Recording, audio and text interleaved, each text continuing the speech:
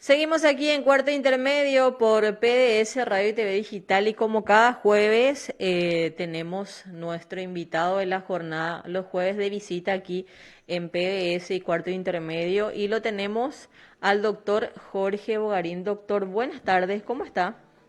Buenas tardes, Perly. Un placer estar aquí contigo y con tu audiencia.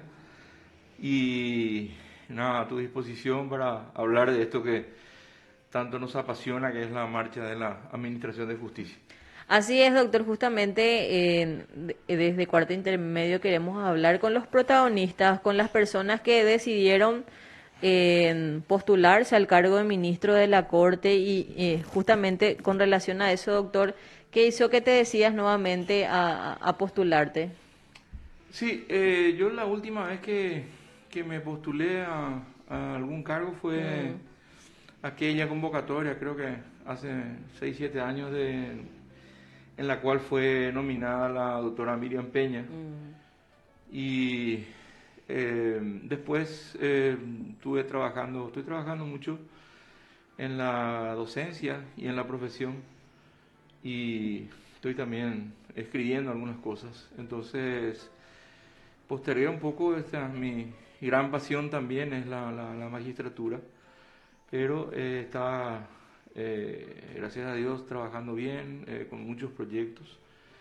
Entonces, ahora me arrastró un poco lo voy a decir en términos entendibles, este hambre de cambio mm, que existe en nuestro país, y uno de esos aspectos muy importantes es la administración de justicia, mm, y en este caso la máxima instancia, que es la Corte Suprema de Justicia. O mm, sea, visualizo muchos problemas que tienen que ser cambiados, y uno de ellos es fundamentalmente la independencia del Poder Judicial.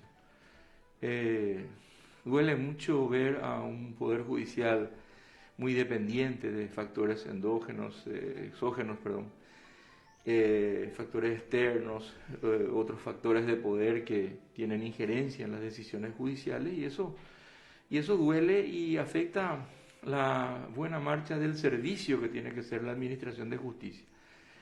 Y yo creo,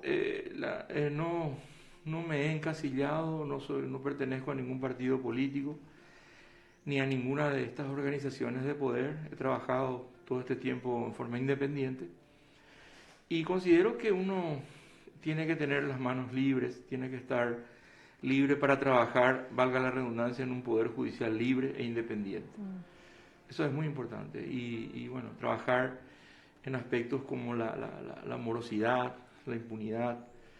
Hay que hacer un diagnóstico de por qué la máxima instancia en alguna de sus salas está con un nivel tan alto de mora. Y la justicia que llega tarde no es justicia. Entonces hay que trabajar eso. La mora empieza ya desde la Corte Suprema de Justicia.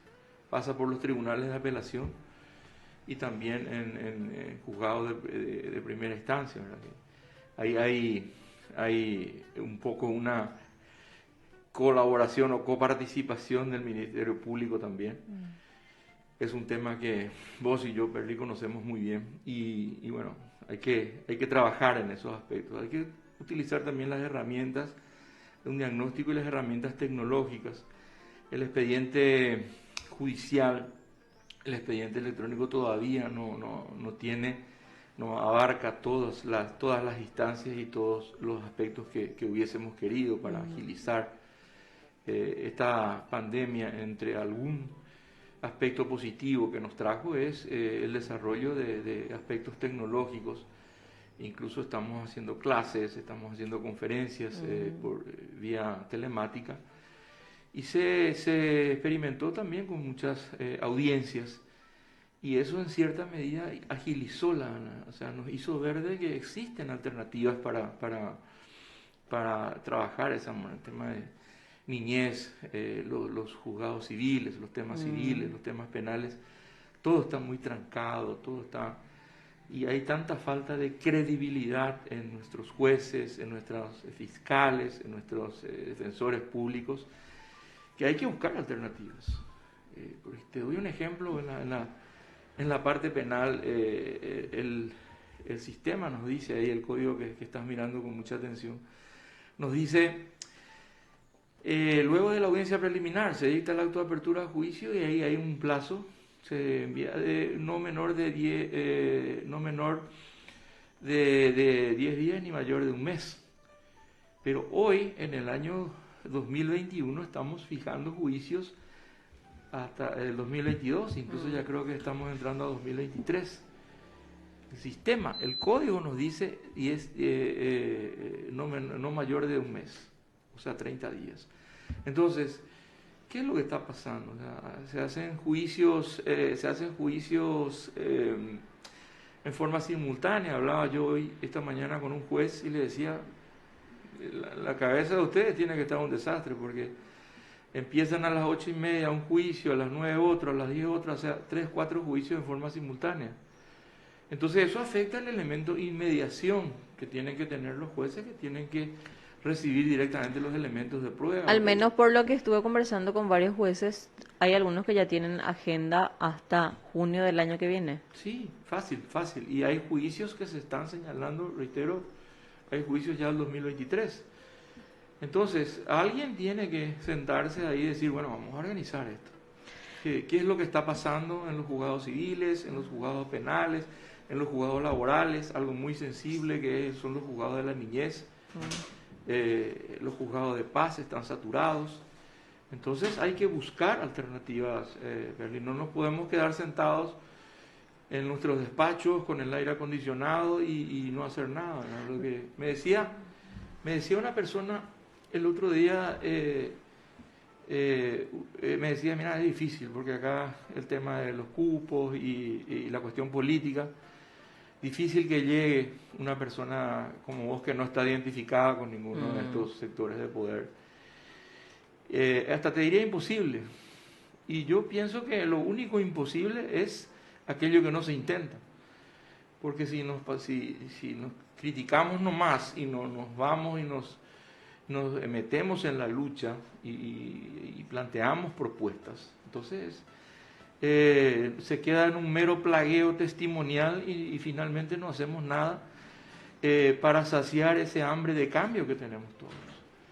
Doctor, Pero, sí. ¿crees que de alguna manera debe haber una directiva o en todo caso de que los procesos que puedan tener salidas se realicen? Porque al menos en lo penal, que es el área que más estoy día a día, veo que hay procesos que innecesariamente llegan a juicio. Sí. Sobrecargan de sobremanera a los jueces de sentencia. Si bien es verdad, sí tiene otras características, pero en los Estados Unidos, por ejemplo, hay unas estadísticas que solamente el 10% de los juicios que se inician llegan a juicio oral, que es lo que debería ser. Pero nosotros al revés, acá llega el 90% de los juicios que se inician. La audiencia preliminar, en la etapa intermedia, se convierte en un mero paso de papeles de la etapa de preparación del juicio al juicio oral. No hay es una fábula eso de que la audiencia preliminar sea un filtro para los juicios y que no hay tal filtro, no está funcionando. Directamente es decir, evaluar y se admite la acusación y a juicio oral. Entonces se recarga tremendamente esa etapa que es el juicio oral y público, y los jueces directamente no dan abasto, y a eso le suman una falta de orden, de organización. Entonces incluso se peligra seriamente el tema de la extinción, ¿cierto? Hay responsabilidades. Me decía una jueza el otro día en un juicio que tuvimos, ustedes los abogados también tienen responsabilidad, las recusaciones que se hay que trabajar en ese sentido. Ciertamente, una palabra que no me gusta mucho son las chicanas, son las dilaciones que existen, que las hay, pero hay que trabajar en eso, hay que trabajar si es que hay que hacer algunos ajustes a ese exceso de dilaciones que de repente se produce. Bueno, hay que trabajar. En lo civil, por ejemplo, tenés la posibilidad de recusar solo una vez sin causa. Entonces hay que limitar también esa posibilidad, esa posibilidad que hoy se tiene de ejercer recursos y recusaciones en forma ilimitada, como hoy tenemos en lo penal. Hay que ver, hay que trabajar, pero hay que sentarse a trabajar en eso. O sea, quién es la persona de la máxima instancia? Lo digo con mucho respeto, que se sienta a organizar con los jueces esto. Vos sos un testigo calificado de lo que está sucediendo hoy en primera instancia en los juicios. Cómo se dilata el desarrollo normal de los juicios. Entonces, Perli, sentémonos a trabajar en ver o buscar alternativas para eso. ¿Cuáles son las alternativas para la morosidad, para la impunidad, para el muy alto nivel de corrupción que existe? Y también, ¿por qué no decirlo? Y siempre lo voy a decir con mucho respeto, el bajo nivel técnico de no todos, pero de muchos de nuestros jueces. Doctor, ¿crees realmente que pueda existir la independencia? ¿Y por qué menciono esto? Porque uno necesita del voto o del ok, por decirlo de alguna manera, del Senado, del Ejecutivo, para llegar hasta la Corte Claro, Suprema de claro. Justicia. El propio Consejo de la Magistratura tiene políticos dentro de su institución. Sí, es verdad, y voy a dividir la respuesta en dos partes. Ujú. Primero que aquel tiempo, creo que en ese tiempo vos eras mucho más joven y no sé si habrías nacido ya cuando hubo aquella concertación,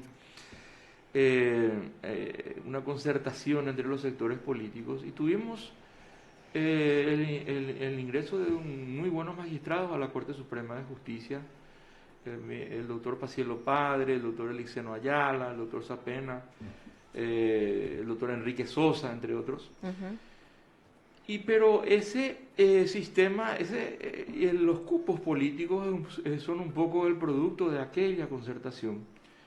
Pero está demostrado por la realidad que ese sistema fue perdiendo credibilidad y sobre todo se politizó en exceso con algunas designaciones que no tenían razón de ser. El mismo Bertolt Brecht dice, el primer acto de corrupción es aceptar un cargo para el cual uno no está preparado. Y hay muchos, no todos, de nuestros jueces fiscales que no están preparados para esas delicadas funciones. Entonces, este sistema está perimido y hay que buscar otras alternativas. Entonces, un independiente no debe verse como un enemigo de los partidos. Yo soy un convencido de que los partidos políticos son herramientas válidas para la democracia. Sí. O sea, necesitamos de los partidos políticos, pero también tiene que haber un compromiso de llevar a los mejores, por una parte, y por la otra, que un independiente puede representar garantías de una buena administración de justicia para los políticos, para los distintos estamentos de poder. Entonces, el objetivo y la idea es que no se le vea a un independiente como un enemigo de los partidos, porque no debería ser. Finalmente, tanto el Consejo como el jurado y distintos órganos constitucionales tienen ese componente político. Esa es una realidad. Pero si nosotros vemos de que este es un sistema que ya está teniendo falencias, que ya está perimido, entonces considero que hay que buscar alternativas. Hay que ver un compromiso de tratar de llevar a los mejores a estos cargos, ¿verdad? Y han ingresado a la Corte últimamente buenos juristas, ¿por qué no decirlo? Carolina Llanes, el doctor Ramírez Candia, el doctor Eugenio Jiménez, y Martínez Simón, entre otros. Lo que sí se necesita es que estos buenos juristas tengan el peso específico que tienen que tener. Y están mejorando la calidad de los fallos, pero falta más. Hay muchas asignaturas pendientes todavía. Entonces, en concreto, lo que te digo, una persona que es independiente a los partidos políticos o a estos estamentos de poder, no debe ser visto como un enemigo de ellos, sino que una persona que puede representar una garantía de estos cambios que necesita el país. Entonces, por eso divido esa respuesta en dos partes. ¿Les parece si cumplimos con la segunda pausa y volvemos con más cuarto intermedio?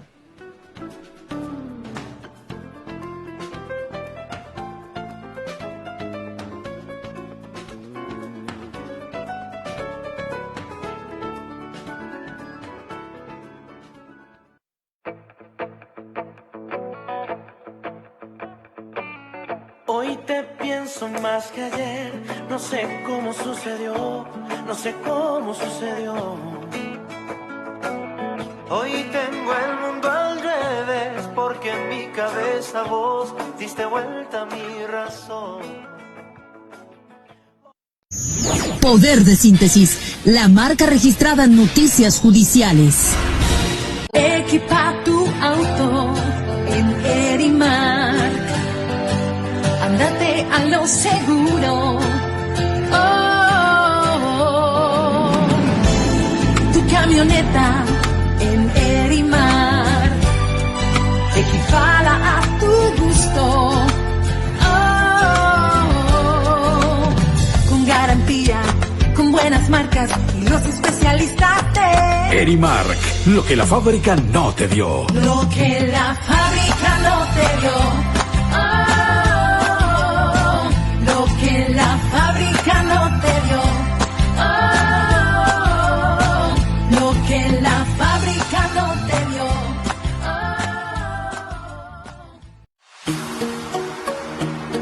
Estudio Jurídico Arias García y Asociados Abogados.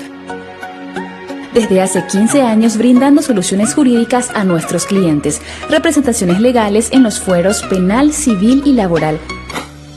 Avenida Bernardino Caballero 215, Casi Mariscal López. Teléfonos 228-920 y el 228-922. Visítanos en la página web www.agbogados.com.py. Arias García y Asociados Abogados.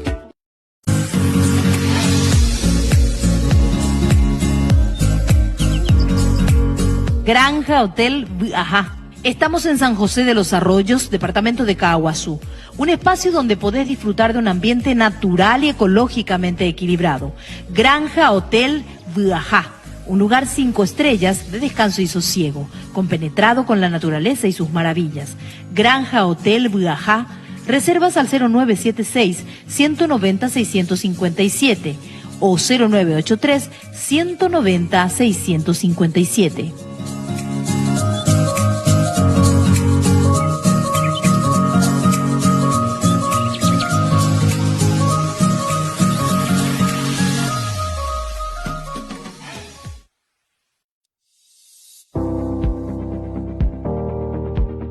Consultores Legales Asociados. Es una firma de abogados especializada en el campo del derecho penal en Paraguay con alianzas estratégicas a nivel internacional.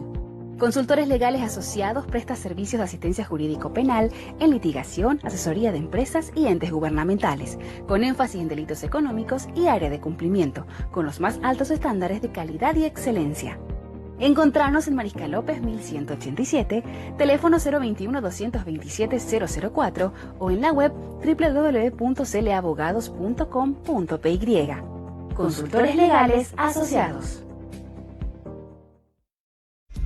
DASA Consultores y Asesores, un grupo comprometido con el desarrollo sostenible y humano del país.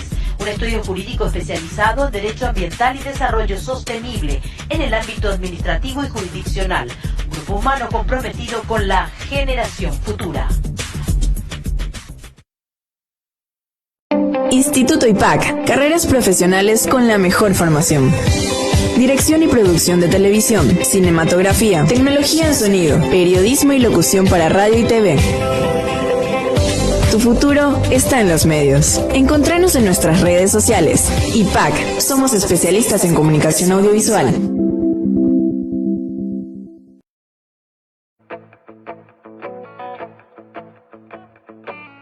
Hoy te pienso más que ayer, no sé cómo sucedió, no sé cómo sucedió. Hoy tengo el mundo al revés, porque en mi cabeza vos diste vuelta a mi razón. Hoy te pienso más que ayer, un mensaje en visto soy, no soy nada para vos. Yo sé que tal vez fallé, pero no me pidas hoy que te olvide porque no. En la noche te busco y no estás en mi cama. Seguimos aquí en Cuarto Intermedio por PDS Radio y TV Digital y como cada jueves tenemos hoy compañía y un invitado de lujo, el doctor Jorge Bogarín González. Doctor, ¿cuáles van a ser tus ejes de llegar a la Corte? Creo que la próxima semana te toca también a vos dar en audiencia pública estos ejes. ¿Podrías mencionarnos, adelantarnos algo de lo que planteas mencionar en esta audiencia? Sí, un poco lo que venía diciendo. Sí, me toca la audiencia el día miércoles 13 de octubre. Sí, sí, bueno, en primer lugar hay que trabajar por la independencia del Poder Judicial. Para mí eso es muy importante. Y como te digo, eso no significa entrar en enfrentamientos con partidos políticos o con factores, estamentos de poder, sino que tratar de trabajar de que el Poder Judicial necesita ser independiente. Yo tuve la oportunidad de trabajar en la profesión con gente del extranjero y bueno, la primera pregunta que te hacen es ¿cómo está la administración de justicia en su país? Y la respuesta no es óptima, ¿verdad? La administración de justicia tiene demasiadas falencias hoy para ofrecer esa seguridad jurídica que necesitamos en el país. Y luego hay que trabajar en el tema morosidad. O sea, esta sala civil en particular, la sala constitucional, perdón, y otras también son los puntos más altos y es la máxima instancia de morosidad. Ahí hay que hacer un diagnóstico, hay que hacer un inventario, un análisis de cuáles son las causas de por qué se están demorando tanto, se está demorando tanto la tramitación de los expedientes. Y utilizar, obviamente que exista una voluntad de cambio en ese sentido, pero también utilizar las herramientas tecnológicas en ese sentido. Y hacer un diagnóstico de todos los juzgados inferiores, porque el orden de la casa tiene que empezar por la máxima instancia, pero tiene que seguir a los tribunales de apelación, tiene que seguir a los de primera instancia, tiene que seguir a los juzgados de paz.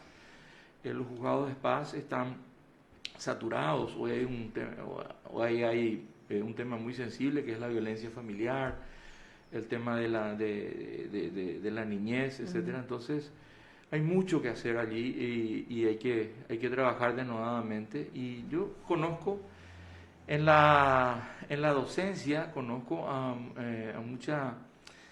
muchos jueces y a muchos asistentes fiscales y relatores que son excelentes recursos humanos con los cuales se puede contar. El Poder Judicial tiene que mirar al interior y ver esos recursos también que pueden ser muy útiles para este cambio que necesita la Administración de Justicia. Y a propósito de la docencia, yo me sorprendí cuando vi mis propios datos de que llevo más de 30 años de docencia. Y en los cursos de posgrado, sobre todo, no estoy viendo una presencia masiva de fiscales, de jueces, de magistrados.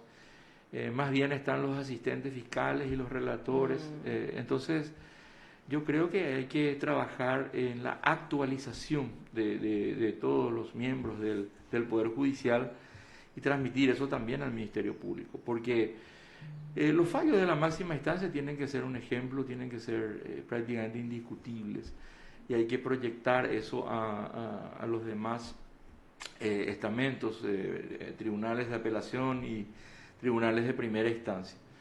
Es decir, hay muchos aspectos que hay que cambiar y probablemente esto se va a repetir, pues yo creo que va a repetir con las propuestas de los otros candidatos, porque es muy claro lo que hay que hacer. Lo que pasa es que hay que tener la voluntad y algo muy importante, hay que tener las manos libres para hacerlo. Eso es lo que yo quiero destacar en mi persona. No voy a hablar de otros candidatos, hay buenas candidatas, buenos candidatos, pero quiero destacar que me considero que tengo las manos libres, soy independiente, por una parte, y por la otra de que tengo la experiencia, la trayectoria y los conocimientos suficientes como para encarar estos cambios que necesita el Poder Judicial. Y lo digo sin ningún ánimo de soberbia, sé que hay otras candidatas u otros candidatos, pero considero que estoy en condiciones de pelear y luchar por ese espacio, y ojalá, quiero hacer una exhortación de que sea un concurso de méritos y aptitudes verdadero por una parte, y que sea limpio, que no empecemos a jugar con propaganda sucia, con propaganda complicada.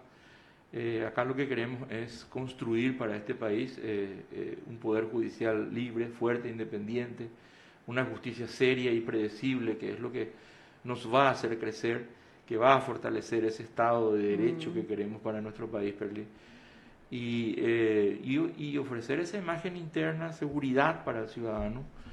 Ahora estamos viviendo una sensación de inseguridad tremenda con estos hechos violentos. Incluso el sicariato se ha trasladado acá a la zona de Central y a la zona de Capital, y el elemento corrupción. Se está conociendo muchas cosas y el Poder Judicial tiene que acompañar ese deseo de justicia que tiene la ciudadanía. Doctor, ¿crees que dentro de tu postulación, de alguna manera el abogado también se va a sentir representado? ¿Por qué te digo esto? Porque muchas veces los ministros vienen de la magistratura o vienen de otro sector, pero una persona que creo que, como usted mencionó, hace tiempo se encuentra trabajando por los pasillos, de alguna manera también se podrían ver representados con su candidatura.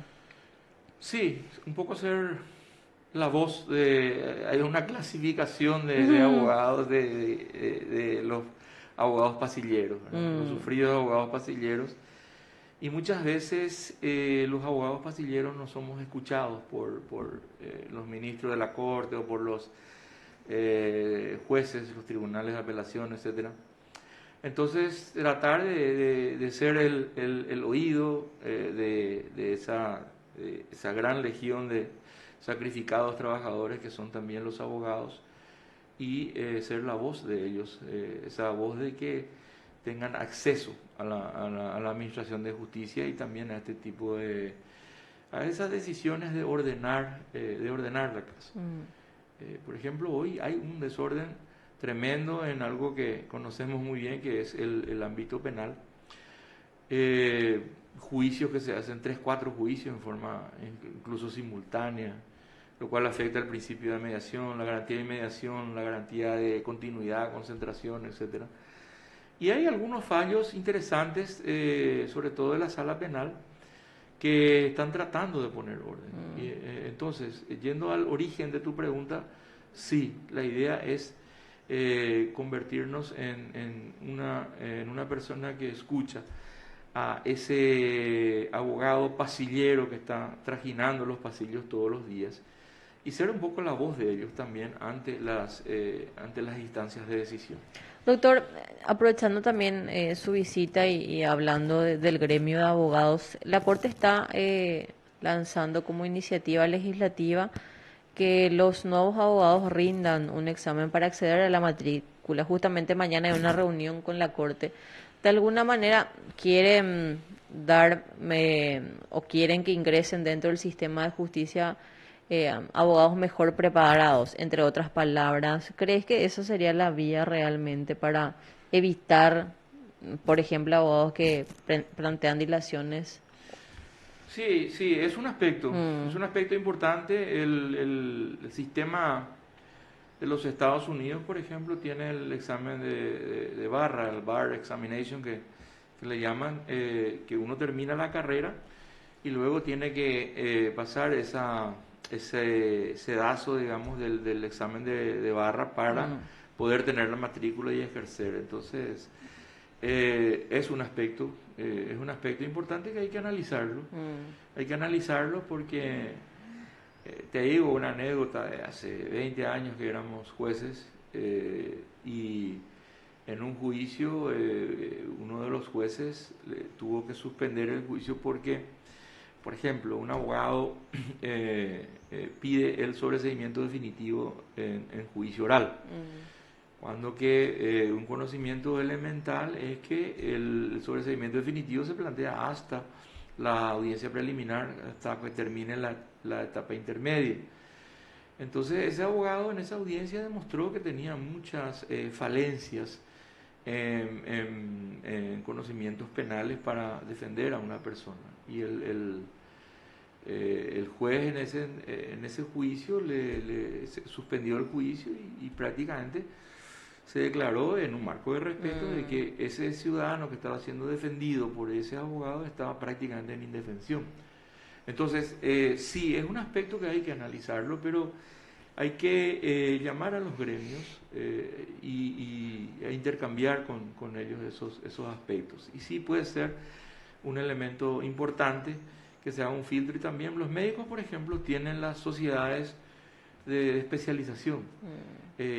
Por ejemplo, hacer tipo una sociedad de especialización en abogados penalistas, en abogados civilistas, en abogados laboralistas, etcétera, porque cada fuero, cada especialidad tiene sus características especiales y sus conocimientos. Entonces, considero primero que la Corte ejerza esa facultad que tiene de la iniciativa legislativa, que ha sido muy poco utilizada últimamente, en primer lugar. Y en segundo lugar, que se analice la idoneidad y la capacidad de muchos abogados.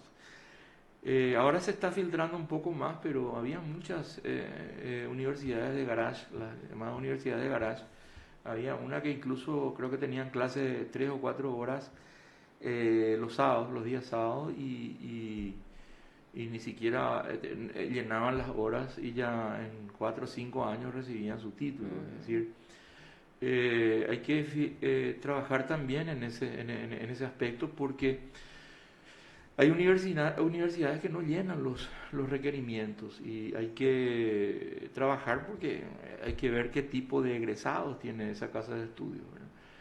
Entonces, eso puede ser una herramienta válida e idónea para filtrar todos estos aspectos y trabajar en que los abogados que defienden los intereses de otras personas sean personas capacitadas para ese efecto. Doctor, con relación a cambios de ciertas leyes o referentes al Código Penal, al Código Procesal, porque lo venimos hablando con Raúl con relación, por ejemplo, a la apelación del auto de elevación a juicio. Te dice que no es apelable, pero se apela, y hay varios criterios que tienen varias cámaras de apelaciones, no tienen un criterio uniforme. De alguna manera, ¿no se podría como iniciativa también la Corte pedir el cambio de eso o no? Bueno, ahí hay varios aspectos. La norma del 461 del Código de Procedimientos Penales establece claramente el auto de apertura de juicio es expresamente irrecurrible. Y eso da base a las decisiones de los tribunales de apelación, que declaran la inadmisibilidad de los recursos de apelación contra el auto de apertura de juicio. Eso es clarísimo. Hay una jurisprudencia de 2018-2019 en el caso de Camilo Suárez, que declara cuál es la base de todo recurso, el agravio, el perjuicio irreparable, pero que declara que el rechazo de algunas instituciones produce agravio. Entonces es en el marco de una acción de inconstitucionalidad, y sentó un precedente. Si bien es verdad, la acción de inconstitucionalidad tiene efecto solo para el caso concreto, no tiene efecto erga omnes, pero sentó un precedente ahí que se empezó a hablar de la posibilidad que algunas instituciones de rechazo, por ejemplo, de un sobreseimiento definitivo o de una nulidad o de algunas excepciones, tenga el derecho a revisarse en el Tribunal de Apelación. Y esa teoría también está basada en uno de los incisos del artículo 8 del Pacto de San José de Costa Rica, el derecho a que todas las resoluciones tienen que ser revisadas. Y hay una bibliografía muy interesante del profesor Nelson Pessoa, el derecho del imputado al recurso se llama, y ahí también se fundamenta y se habla de esa posibilidad. Y yo creo que el derecho tiene que ir evolucionando. Todos los cambios todos los cambios tienen que hacerse de la siguiente manera: se analiza la realidad, esa realidad se plantea una política criminal o una política procesal, eso se lleva al proceso de formación de las leyes, que es el Parlamento que tiene que escuchar esas voces, y ahí se dicta una ley adecuada a esa realidad que se pretende legislar, que es lo que muchas veces no estábamos haciendo. Yo lo digo con todo respeto, hablábamos por ejemplo con Camacho cuando se dictó la famosa ley Camacho.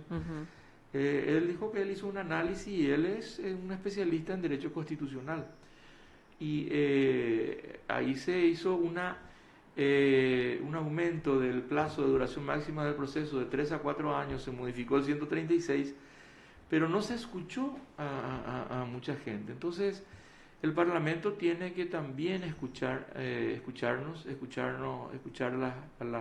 los gremios, escuchar a las comunidades universitarias para hacer esos cambios, y tiene que tener en cuenta la realidad que pretende legislar. Entonces yo estoy de acuerdo que eso sea revisado, pero que no constituya la base de los proyectistas del código.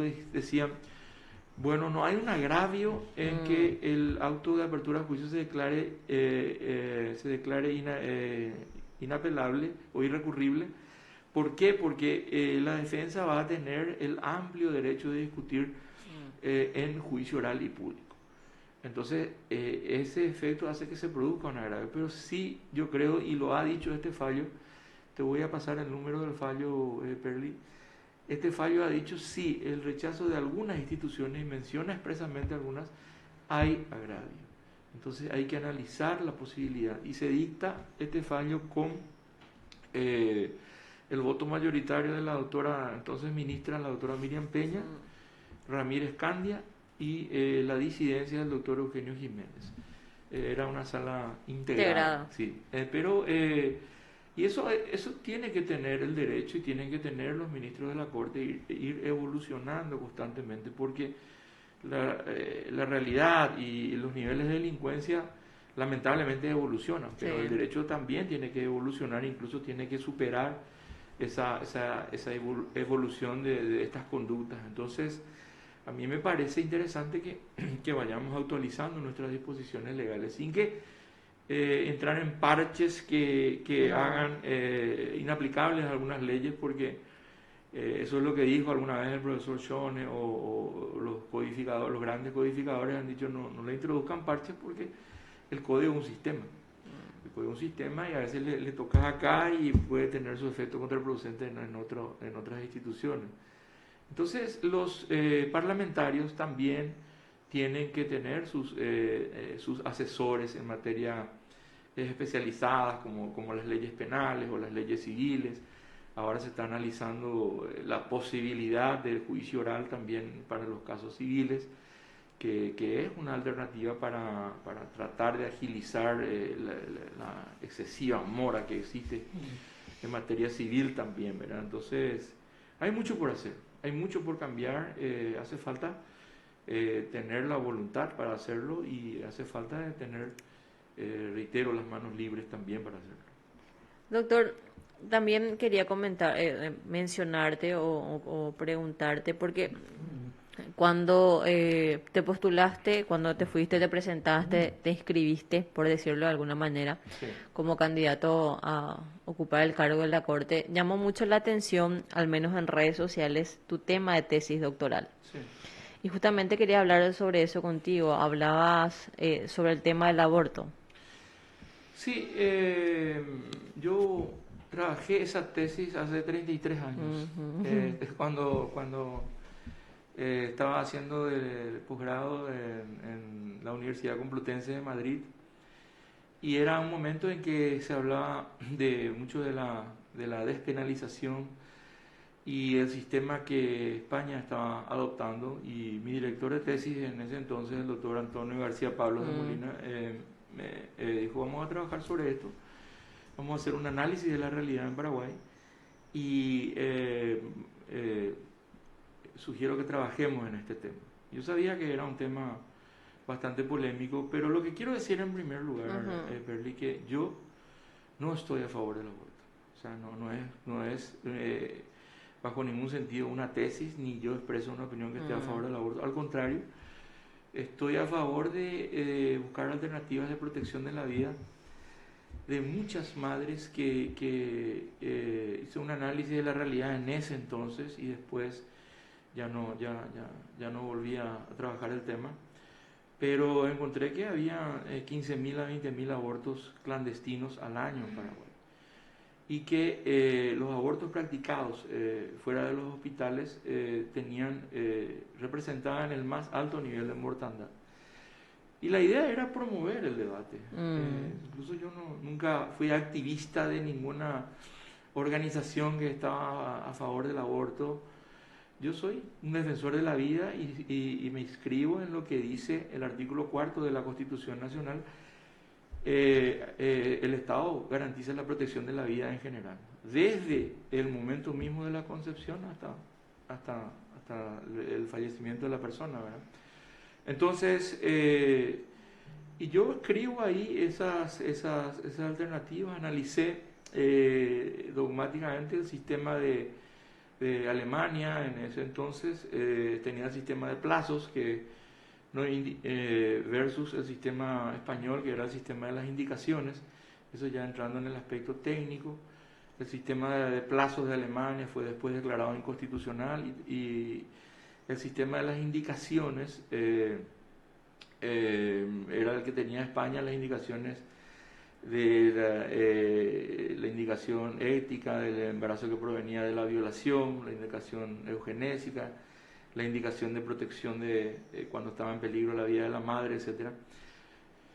Esa tesis sigue el esquema de delito-excepción, es decir, se sigue manteniendo de que el aborto es un delito y solamente se establecen algunas excepciones que es lo que yo analicé como alternativas para la protección de estas vidas que se estaban perdiendo, y yo estoy seguro que se sigue perdiendo porque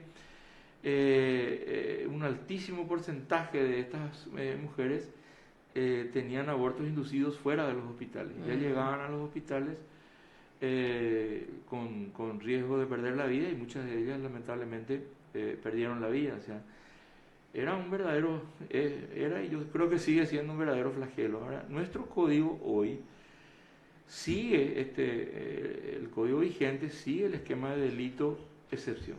Nosotros tenemos la excepción que está previsto ahí está previsto en el Código Penal actual, de cuando está en peligro la vida física de la madre, física o psíquica de la madre, se permite como una causa de justificación. Es decir, básicamente sigue ese esquema. Yo no es que sea partidario del aborto. Yo creo que nadie en su sano juicio puede estar a favor del aborto. Sí escribí sobre eso y justamente llego a unas conclusiones. Pero, como te digo, era una realidad que yo creo que en gran medida sigue vigente de hace 33 años, cuando yo escribí esa tesis. Sé que es un tema polémico,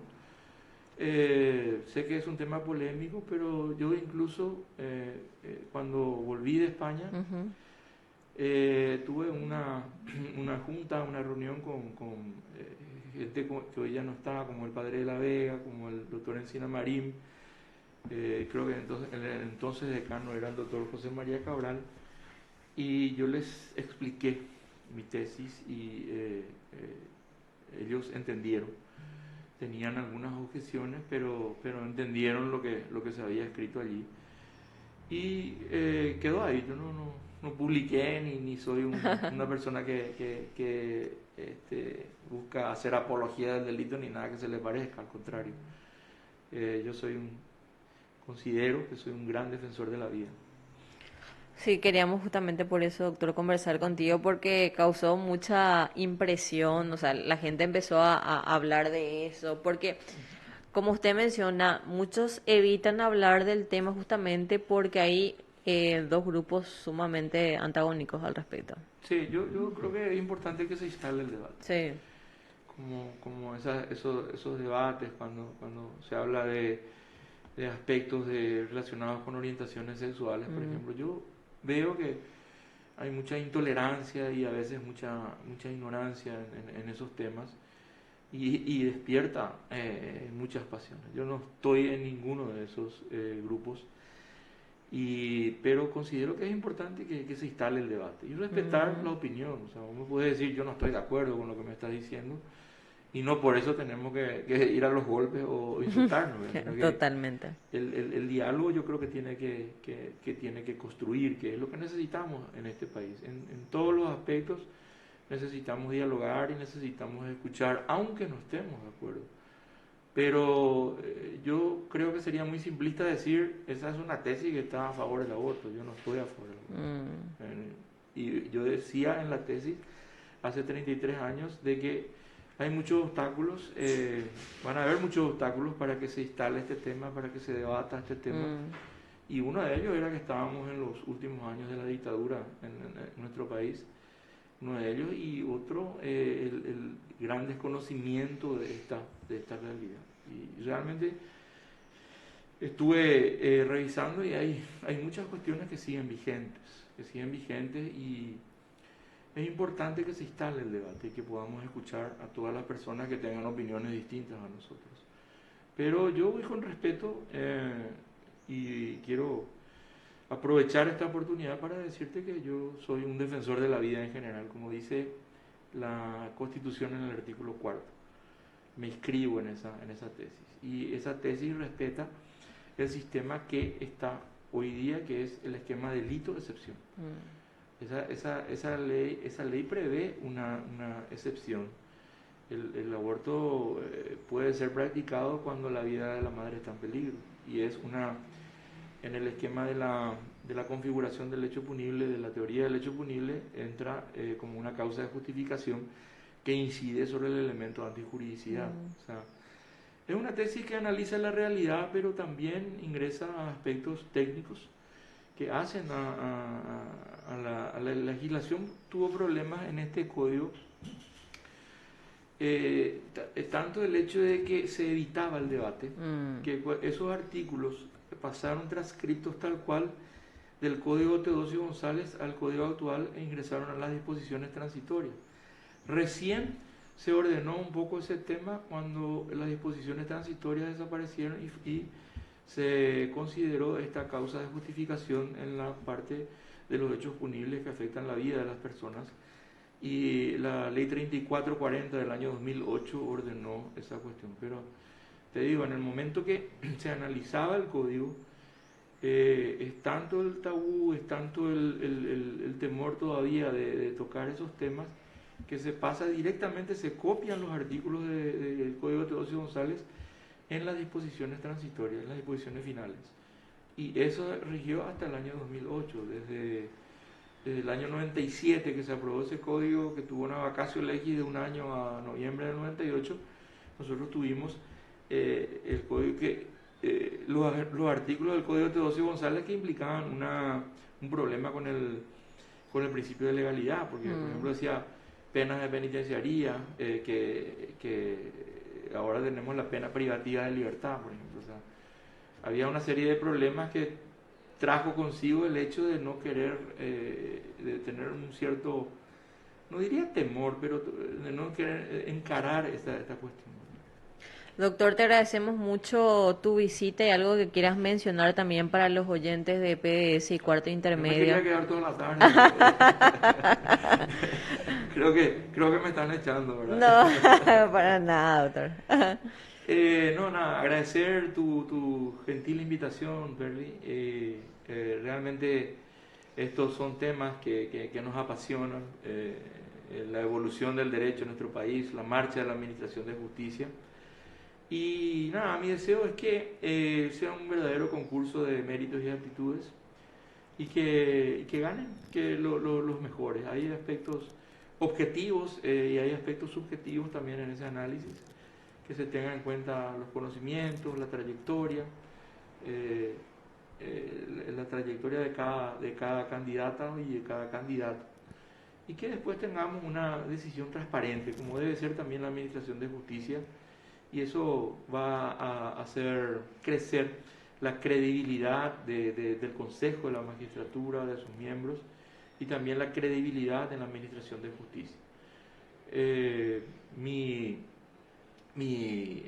postulación es un poco una rebeldía contra ese estado de cosas, que las cosas tienen que ser así nomás luego y que ese tipo de aspectos. Quiero buscar el cambio en este país, quiero buscar una nueva forma de administrar justicia, y ese es el mensaje que quiero dejar en este espacio, Berly, y tratar de dejar un legado para nuestros hijos, para los profesionales más jóvenes, para la ciudadanía en general, de que se puede tener magistrados, ministros, jueces creíbles, se puede recuperar la administración de justicia, y ese es mi deseo, ese es un sueño de tener una administración de justicia, un poder judicial libre, fuerte, una justicia seria y predecible.